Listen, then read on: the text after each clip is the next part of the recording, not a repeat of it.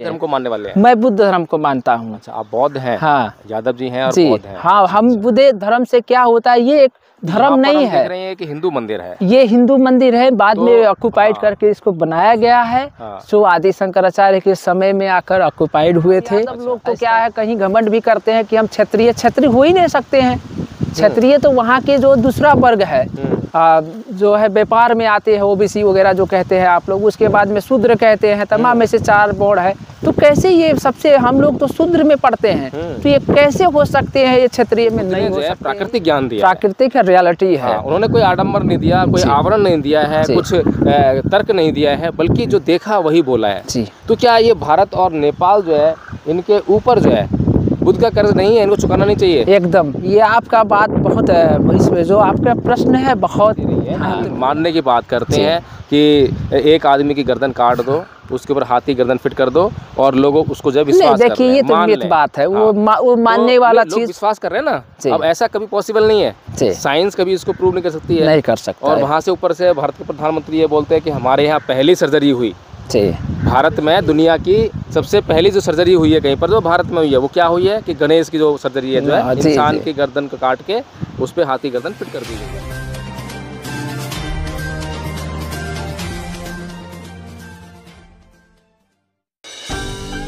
तो यादव जी, मुझे आपसे एक प्रश्न करना था कि बुद्ध का महत्व जो है इन ऐतिहासिक चीज़ों के लिए है नेपाल में या भारत में, या कोई और बात के लिए?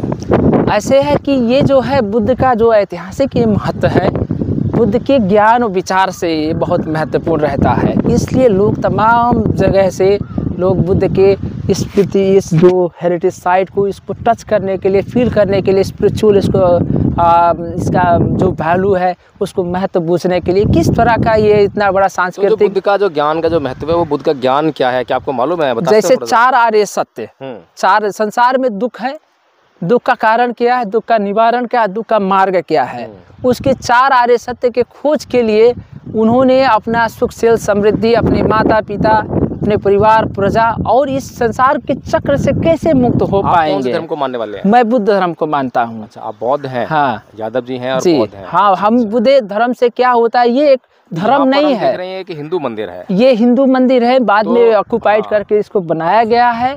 जो आदि शंकराचार्य के समय में आकर ऑक्युपाइड हुए थे। अच्छा, इस तरह का जो है, एक तरफ जो है बुद्ध कहते हैं 4 आर्य सत्य की बात करते हैं, दूसरी तरफ हिंदू लोग जो हैं इस बात में बिल्कुल विश्वास नहीं करते जी, और वो जो है कुछ भी कथा कहानी बना देते हैं और उसमें लोगों का विश्वास करने के लिए उनको बोलते हैं जी। जैसे कि हनुमान जी सूरज को निकल गए, ये देखिए, ये सब मिथ्स हैं, इस पे मैं विश्वास नहीं करता हूँ। हाँ, आप विश्वास नहीं करते हैं, लेकिन दुनिया विश्वास करती है। नहीं, इसकी वजह क्या है, सबसे बड़ी चीज़ है आपका शिक्षा, आपका ज्ञान, आपका बुद्धि, आपका विवेक, उस पे डिपेंडेंट करता है। अगर जो आप कितने पढ़े लिखे हों, अगर जो छुआछूत जात पात में पढ़ते हैं तो आप पढ़े लिखे नहीं हैं, मेरा कहने का ये मतलब है। अब अगर जो आप लॉजिक नहीं दे पा रहे तो उसका अर्थ क्या है, अर्थविहीन है। तो जैसे आप ही बताए, प्रश्न किए कि सूरज को हनुमान ने निगल लिया, ये कहीं नहीं हो सकता है, ये इम्पॉसिबल चीज़ें हैं, ऐसे है ना। तो अभी जैसे कि भारत में अयोध्या में जो है राम की मूर्ति स्थापना की, और वहाँ पुजारी लोग बोल रहे हैं कि प्राण प्रतिष्ठा करेंगे, इस मूर्ति में जान आ जाएगी। तो ये इस तरह की बातें जो हैं, भगवान बुद्ध कहते हैं कि 4 आर्य सत्य की बात है, कार्य है, उसके पीछे कारण है, बिना कोई कारण के परिणाम नहीं आ सकता है। तो ये जो भगवान बुद्ध जो कह रहे हैं वो साइंस भी कहती है, विज्ञान भी कहती है, लेकिन जो ये हिंदू लोग जो बोल रहे हैं, इसी प्रकार से इस्लाम के लोग ऐसे देखिए, हिंदू लोग को जो है, आप 4 वर्ण में जो पढ़ते हैं, ब्राह्मण, क्षत्रिय, वैश्य, शूद्र, बुद्ध भी इसका डिनाइड किए हैं। तो जो है, हम हिंदू धर्म के विरोध में नहीं जा पाएंगे, वरना क्या है, यहाँ ये तो आदमी ऐसा विरोधी है ऐसा कहेंगे, वैसा नहीं है। 4 वर्ण में करने वाले जो ये व्यवस्था, ये गलत है। हम एक समान है, एक मानव हैं, सब हम लोगों का इक्वलिटी होना चाहिए, सभी एक ही जो है, एक ही लोग से जन्म हुआ है। नेपाल और भारत को बुद्ध की जरूरत है या राम और कृष्ण की जरूरत है? नहीं, देखिए, यहाँ सिर्फ ज्ञान की जरूरत है।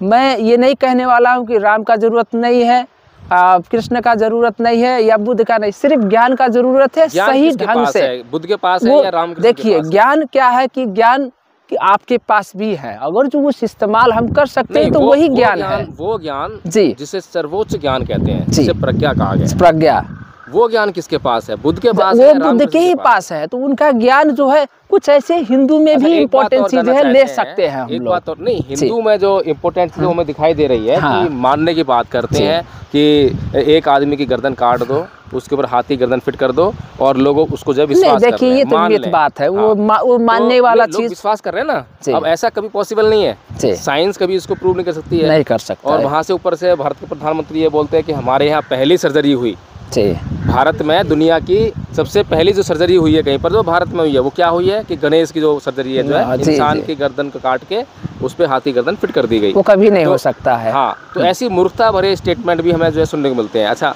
मैं एक बात पूछना चाहता था आपसे जो है यादव जी, कि नेपाल की धरती पर क्या बुद्ध का कर्ज है? देखिए, मैं इस उत्तर अगर नेपाल ये कहता है जी कि भगवान बुद्ध सिद्धार्थ के रूप में यहाँ पैदा हुए और लुम्बिनी में पैदा हुए और 29 वर्ष तक यहाँ जहाँ हम खड़े हैं यहाँ पर उन्होंने जीवन जिया, तो क्या इस भूमि पर भगवान बुद्ध का कर्ज नहीं है? क्या नेपाल को उनका कर्ज नहीं उतारना चाहिए? जरूर जरूर, क्योंकि इसी प्रकार से जो भगवान बुद्ध जो सारा जो ज्ञान प्राप्त किया वो बोध गया में प्राप्त किया बिहार में, उसके बाद जो है उनका कुशीनारा सारनाथ में जो वो हुआ, और श्रावस्ती जिसके आज हम बस्ती के नाम जानते हैं, तो वहाँ सारा उनका जो जितना भी है उपदेश का बहुत बड़ा भाग जो वहाँ पे हुआ। और जो भारत की भूमि है, एक तरह से जितना भी ज्ञान भगवान बुद्ध ने प्राप्त किया उसका प्रचार प्रसार जो किया वो लगभग भारत की भूमि में किया। तो क्या ये जो भारत है, ये जो नेपाल है, क्या इनके ऊपर, क्योंकि अगर नेपाल को और भारत को अगर विश्व में कहीं जाना जाता है तो वो बुद्ध के नाम से जाना जाता है, बुद्ध के ज्ञान के कारण आता है। और बुद्ध के ज्ञान को आज तक जो है किसी ने जो है चैलेंज नहीं किया, क्योंकि बुद्ध ने जो है प्राकृतिक ज्ञान दिया, प्राकृतिक रियलिटी है। उन्होंने कोई आडंबर नहीं दिया, कोई आवरण नहीं दिया है, कुछ तर्क नहीं दिया है, बल्कि जो देखा वही बोला है। तो क्या ये भारत और नेपाल जो है इनके ऊपर जो है बुद्ध का कर्ज नहीं है, इनको चुकाना नहीं चाहिए? एकदम, ये आपका बात बहुत, इसमें जो आपका प्रश्न है बहुत महत्वपूर्ण है, बहुत हमें अच्छा लगा ये प्रश्न आप पूछकर। ये भारत नेपाल को क्या है, बुद्ध के विचार से ही जाना चाहिए। अभी हम रास्ते से आ रहे थे तो सारी तरफ जो है वो झंडे लगाए हुए हैं, जय श्री राम लिखा हुआ है, हनुमान जी की जो एक आपने देखी कोई चित्र जो है उसमें वो बहुत गुस्से में दिखाई दे रहे हैं जी। तो ये जो क्या नाम है प्रतीक हैं, ये जो गुस्से में दिखाई दे रहे हैं, इसका मतलब डरा रहे हैं आप, जो जोर जबरदस्ती वाली बात कर रहे हैं। और जो झंडे आप कह रहे हो भगवा तो बुद्ध का है, भगवा जो संबंध है भगवा का वो बुद्ध से है। भग रागो भग दोषो भग मोह, जिसने राग और द्वेष का भगन कर दिया, मोह का भगन कर दिया, वो बुद्ध है जी। तो ये जो जोर जबरदस्ती से जो संस्कृति जो मतलब जो आज डेवलप की जा रही है, आज आप जो है सारे जो रास्ते हैं उस पर झंडे लगाए हैं, मकानों पर झंडे लगा रहे हैं, ये सब चीज़ जो है कहीं ना कहीं। और अच्छा, जिन लोगों के घर पे झंडे लगे हुए हैं, जो लोग झंडा लेके घूम रहे हैं, उन्होंने ना तो रामायण पढ़ा है, ना महाभारत पढ़ा है, और उन्होंने कभी सोचा भी नहीं है, विचार भी नहीं किया है कि राम का चरित्र क्या है, कृष्ण का चरित्र क्या है, उन्होंने किस ज्ञान को आप लोगों को दिया है, जिस ज्ञान पर चलकर आप जो है अपना उन्नति कर सकते हैं, विकास कर सकते हैं, और बुद्ध का ज्ञान क्या है, और उनके ज्ञान पर चलकर आपका क्या हो सकता है, क्या नहीं हो सकता है। इस प्रकार से जो चिंतन मनन जो है अब तक मेरे ख्याल से ना तो नेपाल के लोगों ने किया है, ना करने का प्रयास कर रहे हैं, ना ही भारत के लोगों ने किया, ना वो करने का प्रयास कर रहे हैं। नहीं, मैंने बहुत, आप प्रश्न जो किया बहुत अच्छे से आप हमें बताया। जैसे मैंने इंडिया में बहुत से ऐसे देख रहा हूँ कि कुछ ऐसे सामाजिक परिवर्तन हो रहा है, जैसे तमाम ऐसे कुछ ऐसे लीडर्स वगैरह जो है अब बुद्ध के विचार सिद्धांत पे आगे बढ़कर उसको सामाजिक सांस्कृतिक के हिसाब से स्थापित करना चाह रहे हैं, लेकिन उनकी संख्या अभी बहुत कम है, इसलिए वो अभी स्थापित नहीं हो पा रहे हैं। मेरे पास बहुत से ऐसे तमाम नाम भी हैं इंडिया में, वो जो तमाम सामाजिक सांस्कृतिक लड़ाई में लड़ रहे हैं। ताकि आप भी कुछ प्रयास कर रहे हैं यहाँ पर बुद्धिज्म के? देखिए, हमारे पास एक संस्था है लोटस सूत्रा के नाम से, मैं उसका सचिव हूँ। तो हम लोग भी एक क्या चाहते हैं कि पहले यहाँ शिक्षा की आवश्यकता है, शिक्षा से ही समाज परिवर्तन हो सकता है। तो चाहे कोई मुस्लिम हो, चाहे हिंदू हो, चाहे क्रिश्चियंस हो, चाहे बौद्ध हो, उससे ऐतराज कोई किसी से नहीं है।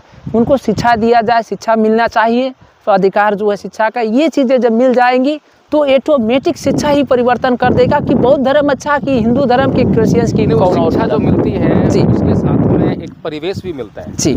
जिस परिवेश में शिक्षा मिलेगी, बड़ा होकर जो शिक्षा लेने वाला है वो उसी परिवेश की बात करेगा। नहीं ठीक है, वो देखिए आज जो हमें शिक्षा मिल रही है वो जो कल्चर है वो दूसरा है।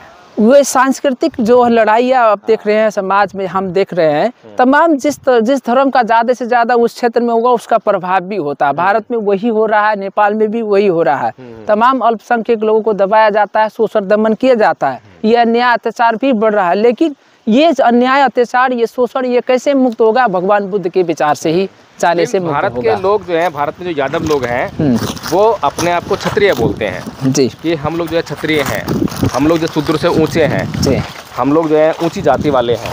इस तरह की आजकल जो है ना बहुत विडम्बना है कि बहुत द्वंद्व चल रहा है और वे लोग जो है अपने आप को इंसान नहीं मानने के राजी।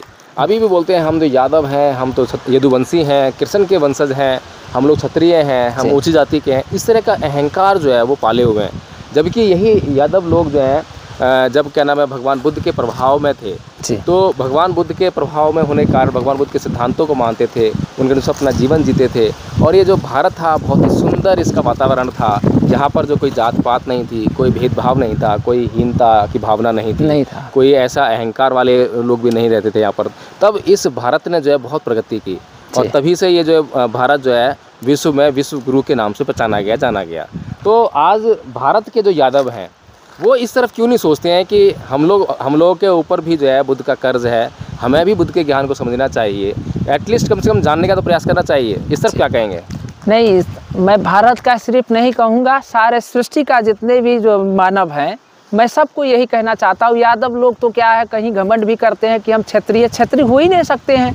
क्षत्रिय तो वहाँ के जो दूसरा वर्ग है, ब्राह्मण पहला वर्ग है, और उसके बाद में जो और लोग आते हैं तो क्या है कि आपके जो है व्यापार में आते हैं, ओबीसी वगैरह जो कहते हैं आप लोग, उसके बाद में शूद्र कहते हैं, तमाम में से 4 बोर्ड है। तो कैसे ये सबसे, हम लोग तो शूद्र में पढ़ते हैं, तो ये कैसे हो सकते हैं? ये क्षत्रिय में नहीं हो सकते हैं ये, और ये ब्राह्मण का व्यवस्था है, इसलिए ये क्या है, ये गलत व्यवस्था है। और एक बार कि अगर ये मान भी लें कि चलिए मान लीजिए आप क्षत्रिय हैं जी, तो आपको ये अहंकार क्यों कि आप ऊँचे, क्योंकि आप ब्राह्मण से तो नीचे हैं, आप ब्राह्मण को ऊँचा मान रहे हैं। ब्राह्मण सबसे ऊंचे पायदान पे है, आप क्षत्रिय हैं तो ब्राह्मण जो पहले स्थान पर है, तो आप ऊंचे कैसे हो गए? आप नीच हो गए। और अपने आप को ही नीच कहने में ये कैसा गौरव का अनुभव है? इस तरफ क्यों ध्यान नहीं देते? अगर वो इंसान बन जाएं और सभी इंसानों को समान समझ लें, सभी इंसानों को इंसान करने लग जाएं, तो वहाँ पर ये ऊंच नीच खत्म ही हो जाएगी। ना ब्राह्मण ऊंचा रहेगा ना क्षत्रिय नीचा रहेगा। इसका ये मुख्य कारण है जातीय व्यवस्था। जब तक ये टूटेगा नहीं, सब एक समान नहीं होगा, तब तक क्या है, जातीय व्यवस्था जब तक स्थापित रहेगी समाज में, तब तक क्या सामाजिक परिवर्तन नहीं हो पाएगा। और ये से जात पात में विभाजन करके, बड़े लोग ही इसको विभाजन किए, छोटे लोग तो क्या ऑलरेडी विभाजन है छोटे छोटे में, वो ताकि संगठित ना हो पाए, अपने अधिकार के लिए वो लड़ाई ना लड़ पाए, इसलिए ये चीज़ें उनके जातीय व्यवस्था में कायम रखने की कोशिश ऊपर के जाति के लोग कर रहे हैं। ठीक है यादव जी, बहुत बहुत धन्यवाद आपका, बहुत बहुत साधुवाद आपका। बहुत खुशी हुई आपसे मिलकर और यह जानकर कि आप जो हैं बुद्धिस्ट हैं। मुझे बौद्ध लोगों से मिलकर बहुत खुशी होती है, क्योंकि इसलिए खुशी नहीं होती कि वो बौद्ध हैं, बल्कि इसलिए खुशी होती है कि कम से कम जो है वो जो बुद्ध ने जिस निर्वाण पथ पर मनुष्य को अग्रसर किया, सबसे पहले बताने का कार्य किया कि भाई ये जो जीवन है, चाहे वो पशुओं का जीवन है, कोई भी जो जीवन उत्पन्न होता है, हर प्राणी का जीवन एक ही है, तो वो उसका अंतिम उद्देश्य निर्वाण प्राप्त करना है। और सारे लोग जो है निर्वाण प्राप्त नहीं कर सकते हैं, लेकिन निर्वाण पथ पर जो है चलने का काम जो सभी लोग कर सकते हैं, तो कम से कम जितना लोग निर्वाण पथ पर चलने का काम करेंगे, कम से कम अपने जीवन के कष्टों को जो उतना कम करेंगे और उतना ही सुख का अनुभव कर पाएंगे। तो इसलिए मुझे बहुत अच्छा लगता है जब भी मैं किसी बौद्ध से मिलता हूँ, कम से कम सत्य को जान रहा है, पहचान रहा है और सत्य का आचरण करने का प्रयास कर रहा है, तो उसका प्रचार प्रसार करने का भी काम करता है। तो इसलिए मैं आपका बहुत साधुवाद पुनः करता हूँ। जी धन्यवाद आप सबको दोनों। आपका नाम? नीलम बौद्ध। नीलम बौद्ध जी। और सर आपको जय भीम प्रकाश, जय प्रकाश सर को बहुत बहुत धन्यवाद देना चाहता हूँ कि आप हमसे अंतर्वार्ता लिए, यहाँ के बारे में भी जाने, तमाम सामाजिक सांस्कृतिक के बारे में भी आप जानने का कोशिश किया।